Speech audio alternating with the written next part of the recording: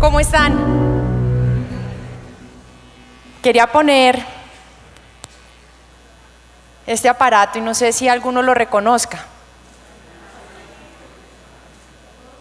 Puedo ponerlo por acá.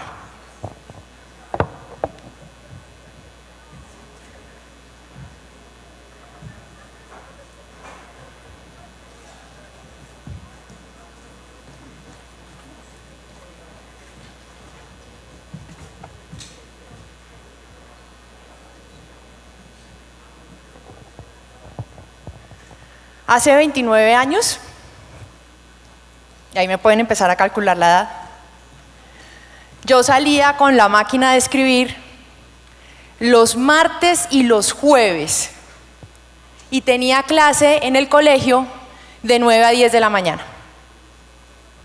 Y nos tapaban las teclas. Y bueno, para hacer esta conferencia, cuando me la encontré de nuevo, dije, wow, la vi bastante viejita y me preocupé. Y bueno, ese sonido me huele a infancia, a adolescencia temprana. Y conmigo y mis compañeras de colegio, unas aprendieron. La gran amiga de travesuras nunca lo logró y toda la vida escribió con 2 dedos.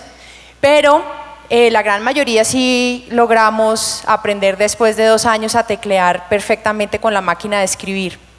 Lo que yo nunca me imaginé cuando tenía 12 años era que hoy en día ni siquiera iba a necesitar usar todos los dedos.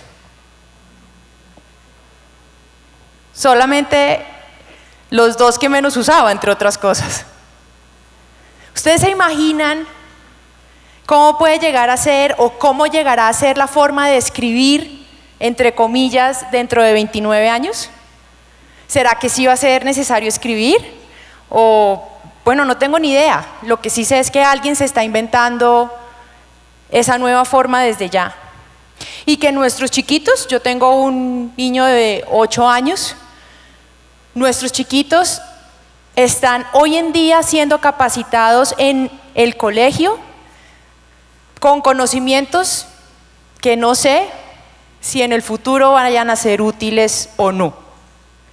Piensen ustedes en la propia y en la misma educación que les dieron en el colegio y ya ustedes escogerán de esos recuerdos qué fue útil o no.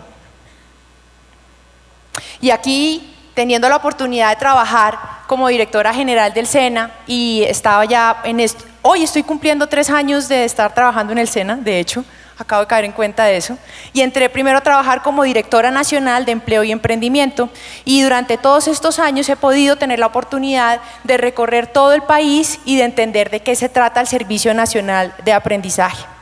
Quiero dejar entonces esta anécdota personal y esta máquina de escribir para pasar un poco a ver qué hacemos en el SENA y ese mapeo, y plantearles algunas reflexiones y tener una conversación que evoque cómo dentro de los 30 años siguientes probablemente lo que hoy estamos formando en términos de analistas de datos, desarrolladores de software, animación 3D, videojuegos, ya no van a ser de pronto necesarios. Porque si yo hoy en día buscara trabajo solamente con esta habilidad, de pronto pues no lo conseguía. Quiero por favor pedir que me devuelvan a la anterior y hacer un pequeño mapeo de lo que hace el SENA. El SENA es la entidad del Estado colombiano que mayor capilaridad tiene en todo el país. Y por capilaridad quiero decir que estamos físicamente en los 32 departamentos y contamos a Bogotá como una regional adicional, o sea, tenemos 33 regionales. Y en cada regional tenemos centros de formación. Para que ustedes se imaginen la magnitud de lo que es el SENA y que uno muchas veces no lo sabe, la universidad más grande de Colombia tiene 50.000 estudiantes. El SENA provee formación técnica y tecnológica para 1.300.000 aprendices al año sin pago. Y esto solamente de manera presencial, porque también tenemos, entre otras formaciones, cursos virtuales y formación virtual complementaria que llega a casi 5 millones de colombianos, también de manera gratuita. Tenemos 15 tecnoparques y tenemos además un sistema de servicio a domicilio, que así lo denomino yo, servicio a domicilio técnico, que llega a través de aulas móviles, fluviales y terrestres y que se desplazan específicamente de la cordillera oriental hacia abajo, porque aquí no tenemos carreteras sino ríos. Entonces, para poder llegar a las poblaciones más remotas, el SENA utiliza lanchas y después caminar. Los instructores del SENA se internan y se han internado durante más de 40 años en lo más profundo de la geografía colombiana para poder entrar en contacto con las comunidades. Siguiente, por favor. Les traje unos indicadores básicos. 1.300.000 es la meta de aprendices en formación titulada de manera presencial, lo que les mencioné. 5 millones de ellos, 5.700.000 tienen una formación complementaria y muchos de ellos hacen formación a través de cursos virtuales. Estos aprendices del 1.300.000 de arriba necesitan necesariamente, no todos de manera anual, sino de manera graduada, entrar a utilizar una herramienta para graduarse, que muchos de ustedes seguramente conocen, que se llama el contrato de aprendizaje. El contrato de aprendizaje es el mecanismo mediante el cual el SENA, después de haberlo preparado en el centro de formación, se lo entrega al sector productivo para que el sector productivo lo termine de formar.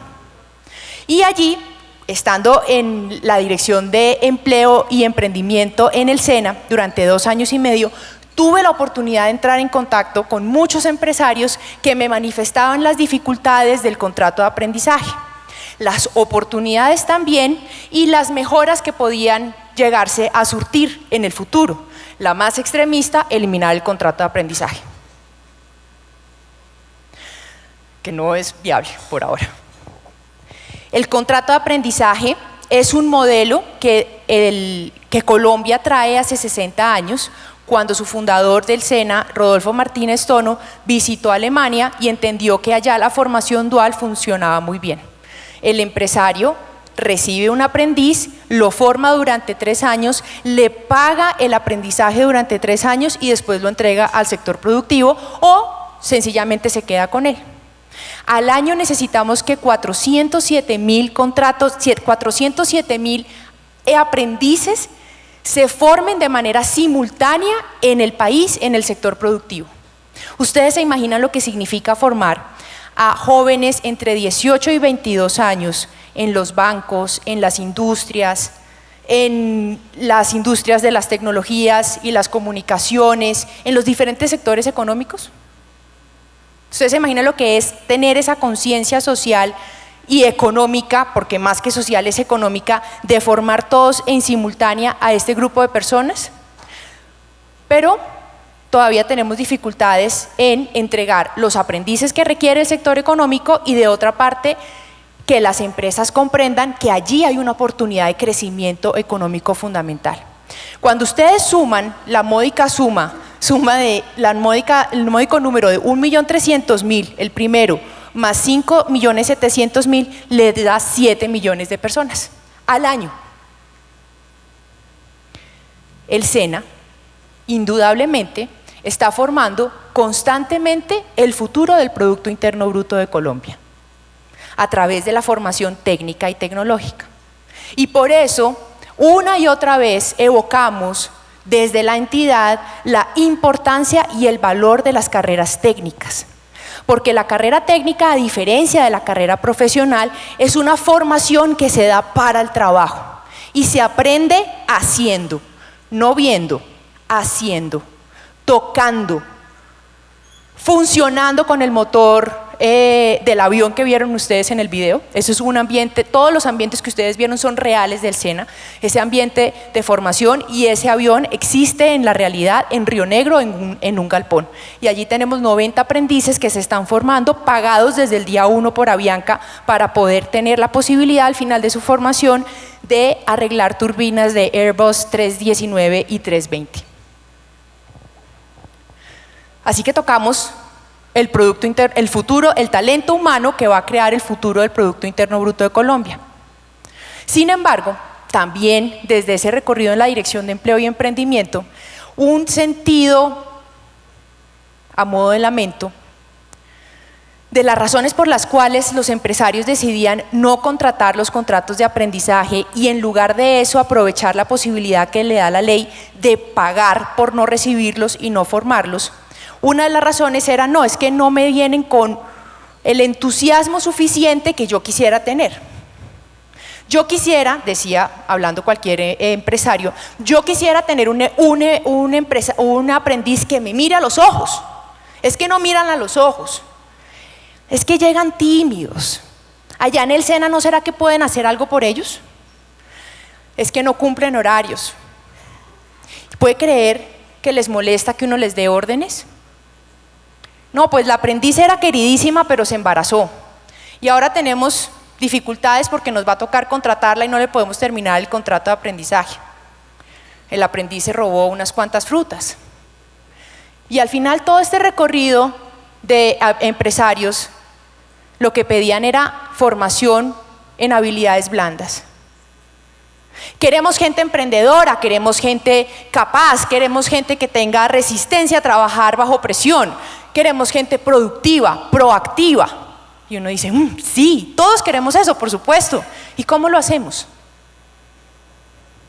Yo me acuerdo muy bien de la máquina de escribir y de la clase en la máquina de escribir. De lo que no me acuerdo en el colegio es que alguien me haya enseñado a tener siempre entusiasmo y actitud positiva. No tuve ninguna clase así, no sé si ustedes de repente en su infancia sí la tuvieron. O por ejemplo, que me dijeran cómo respetar a la niña que todos los días te jala el pelo en la fila mientras estamos en el recreo viendo a la directora dándonos instrucciones. No, esa tampoco la vi. Tolerancia. Tenemos que ser tolerantes, tenemos que ser respetuosos, los valores de la ciudadanía. Buenísimo. ¿Dónde le enseñan uno eso? Una simple. Quiero tener aprendices y empleados que me miren a los ojos. Y uno dice, bueno, todo eso es lo que quieren las empresas. ¿Y somos capaces de dárselos? ¿Es responsabilidad del SENA navegar por esas aguas turbias de la autoconciencia, del amor propio, del empoderamiento, del merecimiento? Vámonos un poquito más atrás. ¿Es el colegio? ¿En el bachillerato? Cuando está ese ser adoleciendo de ente en la mitad de la adolescencia, donde tiene que recibir esa formación. O un poquito más atrás, en la primaria, ¿dónde están pasando los resultados o los orígenes para que un ser humano mire tranquilo y con una sonrisa a los ojos de otro y no tenga miedo? Vámonos más atrás, a la familia, a la infancia, a la primera crianza, al momento de nacer incluso. ¿Cómo nací? ¿Cómo me trajeron al mundo? Miren, aquí hay dos cerebros. Estudio de la Universidad de Harvard. 3 años de edad. 2 condiciones de crianza distintas. Una es una crianza de un niño que durante sus 3 primeros años de vida pudo tener apego seguro a su madre y una crianza amorosa. Es decir, la mamá estaba presente, no hay golpes y la mamá es relativamente estable, emocionalmente hablando. El segundo es el estudio, es el cerebro de un bebé de 3 años que ha tenido todo lo contrario, condiciones de abandono, condiciones de peligro y secreción permanente de corticoides. Yo no les estoy hablando de nada distinto que de un tema 100% químico, biológico, que además inventaron una máquina y ahora le pueden tomar una foto adentro. ¿Por qué un cerebro de un niño crece más que un cerebro de un niño que tiene miedo? Porque el niño que es tocado, abrazado, querido, mimado, tocado con amor, es un cerebro que permanentemente está segregando hormonas, y cuando el cerebro segrega hormonas, lo que hace en esos primeros 5 años de vida, que es el momento donde el 85% del cerebro crece más, las neuronas se expanden. Y en la medida en que se expanden y hacen conexiones, el cerebro crece. Por eso a los niños, literalmente, la cabeza les crece. Porque entre más crezca la cabeza, más conexiones neuronales se están haciendo. Y la ruta para hacer conexiones neuronales son las hormonas. Las positivas. Las del amor. La oxitocina, por ejemplo. Cuando yo les digo a ustedes que nosotros atendemos en todo el país a población vulnerable, adivinen cuál es la tendencia de crianza que nosotros recibimos cuando ya tienen 20 años. Puede ser un medio, pero al final, uno puede encontrar un estrato 45 también así. Es exactamente igual. Entonces, y con esa realidad, y con la realidad de lo que de manera permanente y desde diferentes puntos del mundo nos están diciendo, que hay que criar con amor, que hay que tener un niño con respeto, que hay que tener infancias adecuadas, con esa perspectiva estamos diciendo, ok, ¿qué estamos recibiendo en el SENA?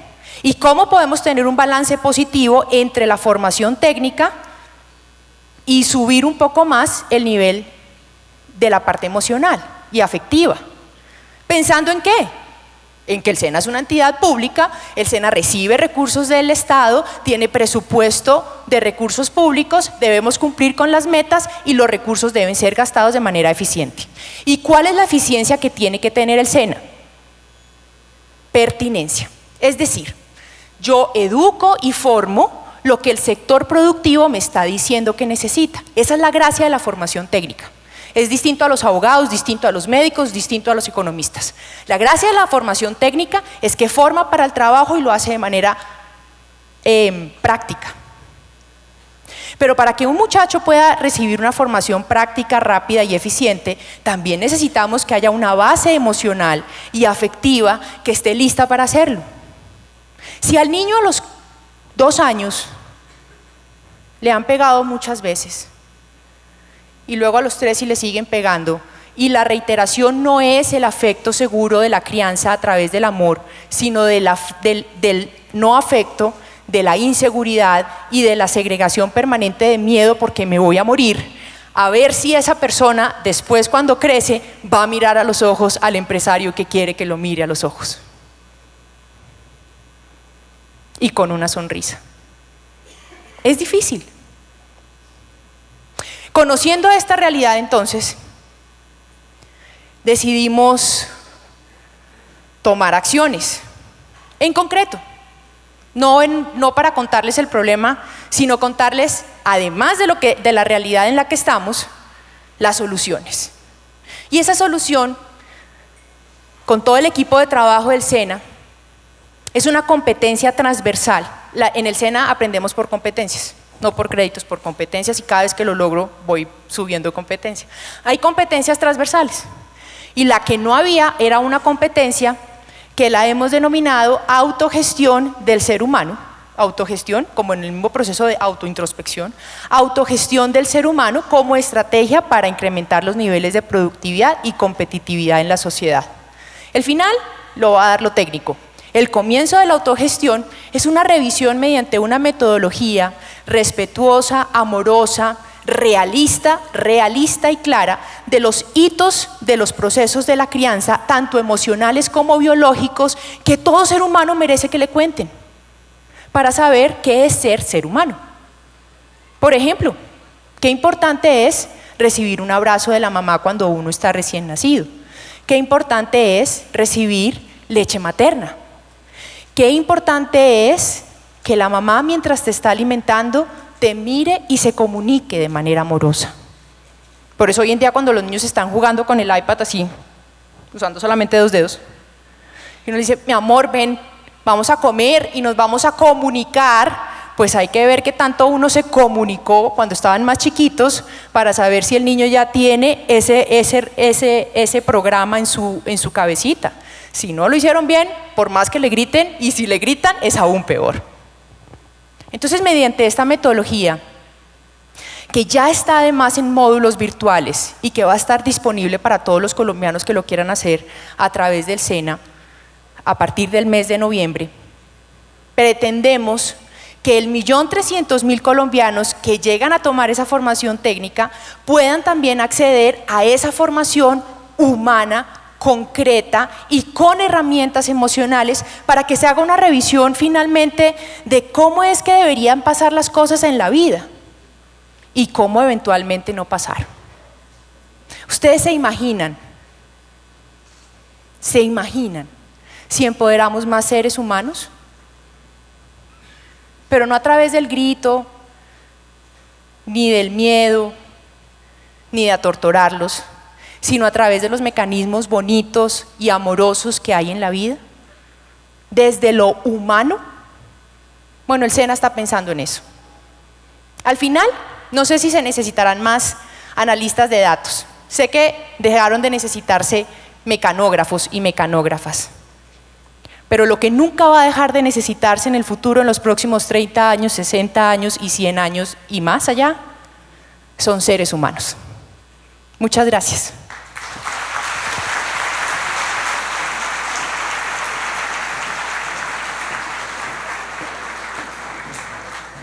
Pues mil gracias a nuestra directora general del SENA, María Andrea Nieto. Tenemos una pregunta hecha por nuestros invitados. ¿Cómo el SENA asume el reto de la educación terciaria en Colombia?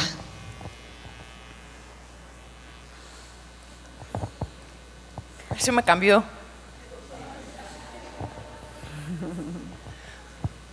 Bueno, el reto de la educación terciaria es extremadamente importante, trascendental y muy antiguo además.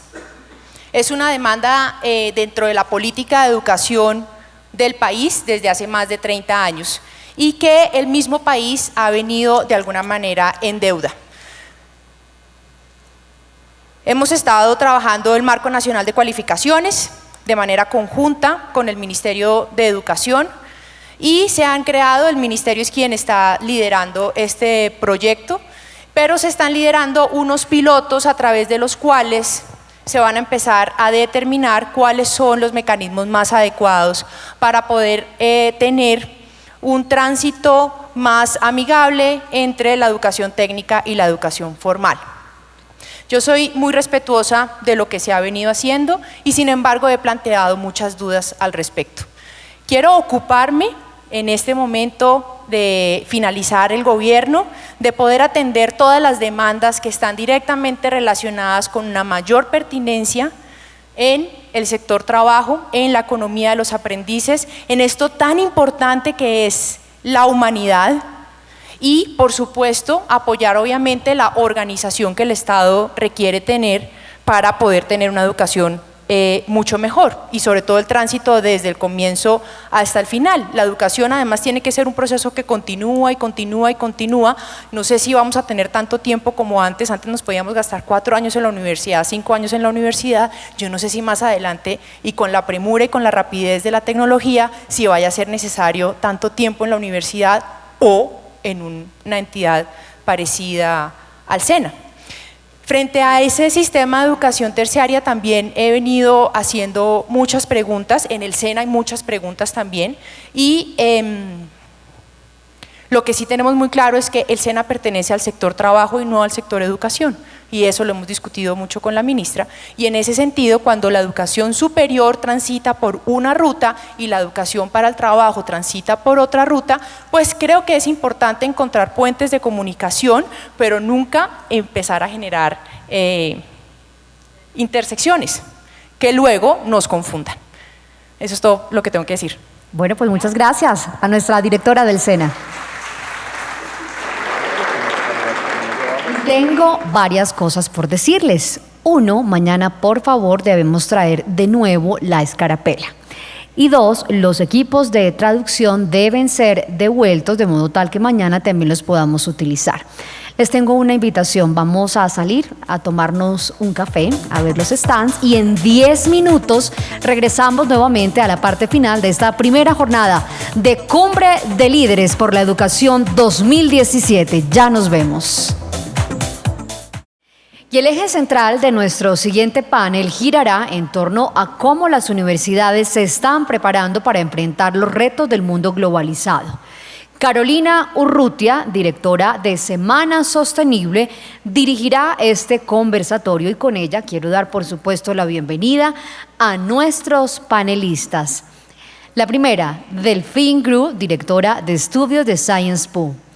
Maritza Rondón, rectora de la Universidad Cooperativa de Colombia. Marta Lozada, rectora de la Universidad Antonio Nariño. Paul Vallas, jefe administrativo de la Universidad Estatal de Chicago. Marilén Castillo, vicerrectora general de la Universidad Minuto de Dios. A todos ustedes, mil gracias por acompañarnos. Carolina, te cedo entonces la palabra y bienvenida.